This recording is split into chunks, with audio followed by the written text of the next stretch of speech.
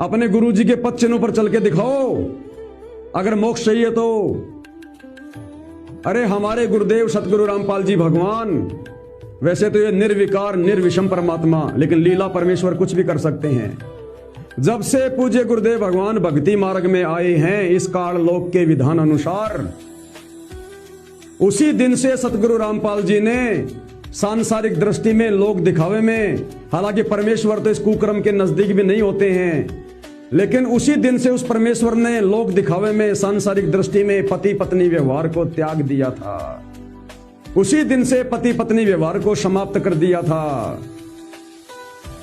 तो बताइए भाई और बहनों, उसी भगवान की भक्ति करते करते यदि हम उसी विषय वासना वाले कुकर्म में लगे रहेंगे तो हमारी मुक्ति कैसे होगी?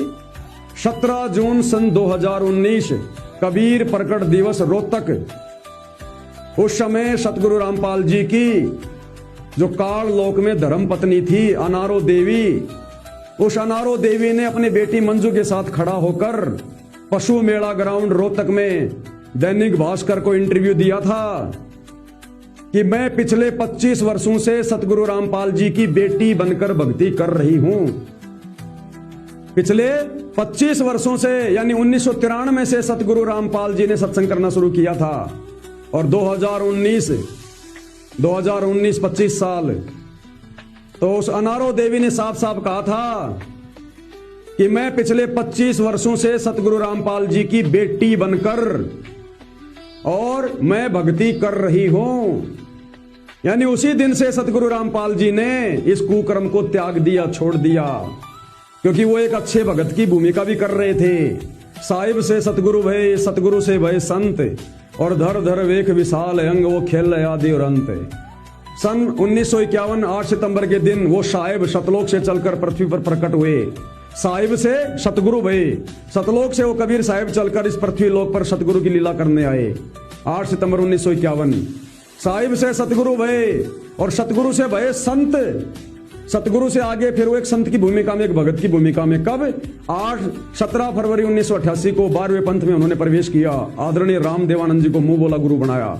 6 साल उन्होंने एक अच्छे भगत की भूमिका निभाई, संत की भूमिका निभाई, और अच्छे भगत की भूमिका में उन्होंने अपनी पत्नी का परित्याग कर दिया, शारीरिक संबंधों का त्याग कर दिया। शारीरिक संबंधों का अनारो माई ने क्लियर किया। सॉरी, अब देखो जुबान पे आ जाता है, यानी जैसी संगत वैसी रंगत। तो सोचो आश्रम वालों का क्या हाल होगा। आश्रम वाले उसको अनारो माई कहते हैं, जबकि वो माई नहीं है, वो माई नहीं है, वो हमारी गुरु बहन है। उसको माई कहने वाला भी मूर्ख भगत है। इस भक्ति मार्ग में कोई किसी की माई नहीं, कोई किसी का भाई नहीं, ध्यान रख लेना अगर गुरु को परमात्मा मानते हो तो उसी दिन से परमेश्वर ने शारीरिक संबंध खत्म कर लिए, अपनी पत्नी को भी अपनी बेटी बनाया, बेटी। अब सोचिए भाई और बहनों, आप और हमें मुक्ति दिलाने के लिए यदि सतगुरु रामपाल जी अपनी पत्नी को अपनी बेटी बना सकते हैं, तो हम नीचों ने मोक्ष प्राप्त करने के लिए फिर अपनी पत्नी को अपनी बहन बनाने में क्या शर्म है।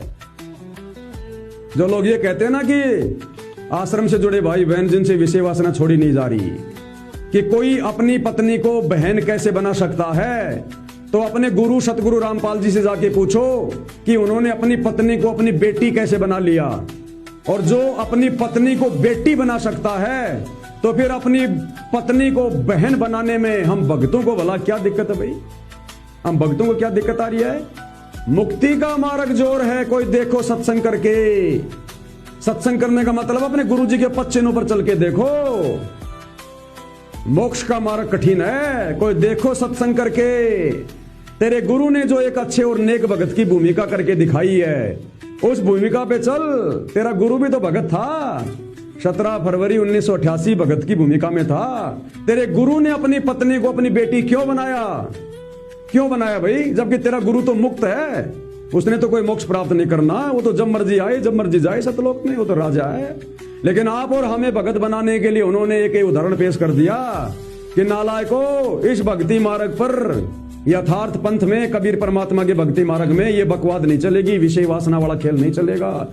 जब गुरु ने आप और हमारे आत्म कल्याण के लिए अपनी पत्नी को बेटी बना लिया, तो हम नीचों ने तो अपनी मोक्ष के लिए क्या कुछ नहीं कर देना चाहिए। फिर हमने यदि अपनी पत्नी को बहन बना लिया तो कौन सा जुर्म कर दिया, कौन सा गलत काम कर दिया। और जो ये नहीं करेगा, विषय विकारों से मुंह नहीं मोड़ेगा, अगर रमेणी नहीं हुई है और ये ज्ञान हो गया, उसके बाद भी यदि कोई रमेणी से मुंह नहीं मोड़ेगा, वो भगत नहीं है, मोक्ष नहीं होगा। और जिसकी रमेणी हो गई और यदि अब ये ज्ञान हो गया कि ये विषय विकार तो बाधक हैं, तो भाई पत्नी को बहन बनाना पड़ेगा।